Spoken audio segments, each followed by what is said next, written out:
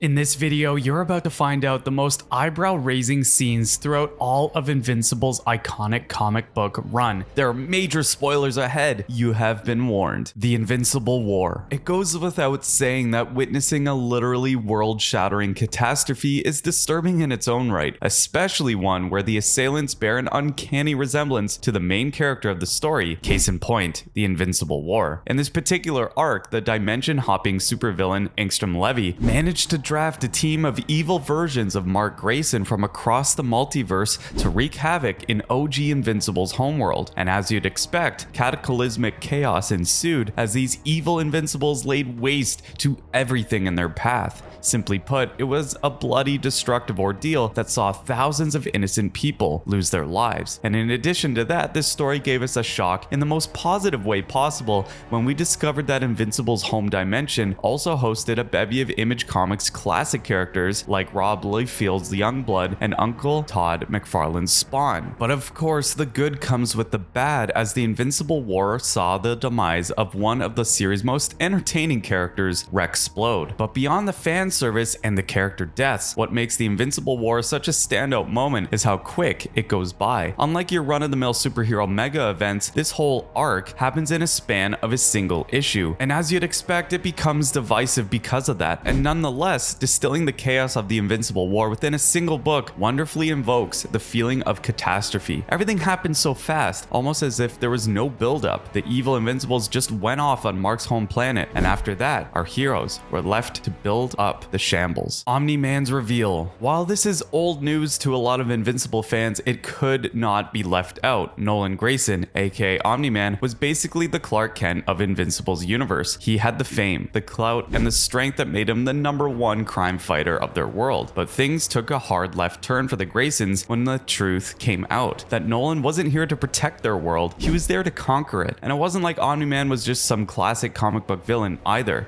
He didn't just blabber about conquering the world, he just did so in a couple of moves. He dunked on the Guardians of the Globe so hard that the Earth pretty much was left defenseless after they got decimated. But not only that, suffice it to say that Omni Man tried to make this act of betrayal his legacy by forcing his son Mark to go along with it. And when Mark didn't want any part of it, well, we get another shocker when father and son had themselves a good old-fashioned superhero beatdown for the ages. From there, we just knew this series was a cut above the rest. Kid Omni Man's growing pains. Now we're gonna say this right out of the gate. Oliver Grayson, aka Kid Omni Man, is hands down one of the most underrated characters throughout all of Invincible's comic run. This purple-skinned half-Viltrumite eventually followed in his big brother's and dad's footsteps. That is to say, he became a superhero too, even carrying on the Omni Man legacy by taking up the man's name. Now we won't get too much into it, but all you need to know here is that Invincible isn't populated by one-note characters like you see from the big two. A perfect example of this would be that Nolan Grayson himself. As we've established, he turned out to be a bad guy right in the beginning. But this is Invincible. There was a redemption arc to be had here, and it's one that particularly inspired Oliver to carry on the Omni Man legacy by becoming Kid Omni Man. But man oh man, it was a rough transition. In one of Kid Omni Man's earlier outings, he came across the villainous Mauler twins. As you'd expect, a scuffle ensued between the two of them, and while it had some rather fatal consequences. That's because Oliver had every intention to bring the criminally smart siblings to justice, but due to his inexperience in the fine art of superheroics, he ended up taking them out. Granted, it was all accidental, but seeing this boy drive his fist into the man's gut is something that was truly shocking. But hey, just like Mark, Oliver would eventually grow into his role. Consider this particularly bitter chapter in his superhero career as a bout of growing pains, as he tried to find his footing in Invincible's extremely dangerous world. Anissa. That's right, all we need to tell you about this exceedingly shocking moment from Invincible is one name, Anissa. Because if you know, you know, and if you don't, then allow us to enlighten you about this dark chapter in Invincible's run. Anissa is a pure Viltrumite warrior. Given her heritage, it's unsurprising that she pretty much subscribes to a Darwinian mindset. That is to say, might is right. And boy did she show her might in perhaps the most uncomfortable scene this side of superhero comics. It all started with Mark Grayson, Invincible, just minding his own business. All of a sudden, Anissa appeared in front of him, and let's just say she was cruising for a bruising this time around, but not in the way that you'd expect. Instead, Anissa started blathering on about how Mark was pretty much the only suitable partner for her, and by partner we mean mate. So wanting to keep to the Viltrumite bloodline as pure as possible to not let their population die out, Anissa wanted Mark. We'll let your imagination work from here on out in this controversial scene. What's perhaps more shocking is that in true Invincible fashion, even someone as deplorable as Anissa had a redemption arc. This union between her and Mark resulted in the birth of an illegitimate child who would eventually turn out to be Kid Invincible. But in one particular sequence that mixes shock value and that all too human touch that most superhero comics lack, Anissa came to terms with all her wrongdoings, and in the end, she confessed that in spite of what she did, one good thing came out of it: a son who ended up being a force for good. A bulletproof tragedy. Yet another character in the series who doesn't get as much attention as he maybe deserves is Bulletproof. That's even more puzzling when you consider the fact that he donned the Invincible mantle for a time during the series run. But Bulletproof, aka Zandel Randolph, also has one of the most disturbingly tragic story arcs in all of Invincible. You see, the Randolphs had a couple of sons, Zandel and Tyrone. Tyrone was the golden child of the family. His mom and dad doubted on him while they treated Zandel with the kind of dismissiveness as you'd expect for someone who's been cast aside. Here's the thing though, Tyrone is a bit of a nut job. He's a scientist who got his jollies from superheroes, so much so that this obsession of his led to his eventual demise after an experiment went wrong. This same experiment gave Zandel enhanced strength, but it also caused a lethal explosion that took his brother's life. Eventually, Zandel came forward with this news to their parents. Unsurprisingly, they blamed him for what happened to their golden child. A heated argument ensued between him and his parents. Carla, Zandel's girlfriend, was also there. In the heat of the moment, Carla accidentally took out Zandel's mom with a well-placed frying pan to the head. When Papa Randolph got all angry about this, Zandel then accidentally took his old man's life. Left with no brother and no parents, this was truly a tragedy. Mark makes the hard choice. We all know by now that there's a tinge of irony when it comes to Mark Grayson's superhero alter ego. After all, he's invincible, but he almost always gets a whooping whenever he goes out there for a fight. In this case though, Mark was the one who was able to mete out the beating against his adversary, particularly the Sequid invasion. So at first glance, everything seemed fine, right? Mark got to show his superheroic chops and save the day to boot. But you can always trust the writers to make the simplest of things become wonderfully complicated. You see, to put a stop to the looming alien threat, Invincible was forced to take out the man who played host to the parasitic Sequids, Russ Livingston. The problem is that Russ, for all intents and purposes, was an innocent man. He was an unwilling host, a guy who got the short end of the stick and had to pay for it with his life. And when you think about it, maybe that's what truly makes Mark Grayson invincible. He's the kind of guy whose convictions remain unshaken in spite of having to make the hardest call, but having to live with his decisions. The most grueling conquest. As far as superhero comics goes, Invincible doesn't shy away from more or less showing what it might look like if superpowered individuals went to town on each other. And perhaps the best example of that also happens to be the most disturbing. Specifically, we're talking about Invincible's duel with the tried and true veteran of Viltrumite Empire himself, Conquest. Now, the series was already no stranger to gory displays of superhuman strength, but Mark's scuffle with Conquest was on a whole other level. Suffice it to say that it's almost reminiscent of Image Comics' Extreme Era, with just how grueling and hardcore this fight was. And if the series wasn't content with just showing an old man putting a young superhero in his place, they even included Mark's lover, Adam Eve, in the mix. And we're telling you the way that Conquest dealt with Eve during the sequence would be more than enough to make Mark think about this for the rest of his life. But instead of clamping up into the fetal position, a spark went off inside Mark when he saw the love of his life getting absolutely handled by this old Viltrumite. What ensued after was something akin to what Spider-Man did to Wilson Fisk when he found out that he was the one that put old sweet Aunt May in a coma. He snapped. Unlike Spidey though, Mark was somehow more human, and a man can only take so much before he takes off the glove and literally turns even a grizzled old vet like Conquest into mincemeat. Powerplex Failed flex. Powerplex, despite being a relatively minor character in the mainline Invincible series, absolutely aces it in the characterization department. Equally fitting too, because the shock value of this tragic villain's tale comes in the form of, well, a lethal electric shock. It all happened when, after planning his revenge against Invincible for the demise of his sister Jessica, Powerplex had Mark on the ropes. His revenge scheme was about to come to fruition as he gave Mark a brutal beatdown that would make Batman proud. But then Powerplex got too carried away. In the middle of his wailing on Mark, Powerplex unleashed a devastating electrical blast that literally toasted his wife and child. It's as heartbreaking as it was disturbing, but as always the case in Invincible, this is the kind of moment that proves you can find a balance between over-the-top action and genuine drama, even with a concept as simple as one superhuman beats down another superhuman. Oliver's heel turn turn and end. Like we said earlier, Oliver is one of the most underrated characters in Invincible, and if you've only seen the TV show, you probably don't know how important a role he plays in the latter parts of the series. You see, there came a point in the saga where Oliver actually became a kind of villain working for the deposed former regent of the Viltrumite Empire, Thrag. That reveal was shocking enough, as Oliver had become more or less Mark Grayson's confidant up until this point, but as it turns out, he was a spy all along. But Oliver would have his redemption once Thrag actually put his plan to take out Mark and his family to action. After seeing his niece, Tara, being threatened by the unruly former regent of the Viltrumite Empire, Oliver showed where his true loyalties lay. Because instead of allowing Thrag to do what he wanted to Mark's daughter and family, Oliver chose to step in and attempt to save Tara before he could do anything to her. This would also spell Oliver's doom, as Thrag took him out shortly after. Robot, president for life. For so long, he just appeared as a Spock-like character of Earth's heroes. Little did Invincible know that this guy was brewing something truly grand for the world. After doing Mark a solid by escorting him to an alternate dimension where he came face to face with Mohawk Mark, one of the evil Mark Graysons from another universe, Robot sprung his plan. That is to say, he almost instantly took out Mohawk Mark and left OG Mark in this foreign dimension. He did it in the series' trademark brutal fashion too. Now, it's a scummy move, we know, but Robot actually does make a bit of a point here. You see, he had the bright idea of pretty much becoming their homeworld's supreme ruler for life after realizing that human civilization was going nowhere and nowhere fast. And in spite of the equally shady things he did to achieve this goal, Robot delivered results. After taking out all his competition, Earth and humanity actually experienced an uptick on a civilization-wide scale. That is to say, Robot's tenure as the supreme leader of the world actually made economies boom and crime rates go down to almost zero. His rule wouldn't last forever, as he'd hoped though, because by the time we reach the end of the Invincible series, Robot would lose his war against Mark's newly revamped Viltrumite Empire, and in the end, Robot would become just a head in a vat, kept in the bowels of the Global Defense Agency's secret facility. The ultimate irony and end for Robot.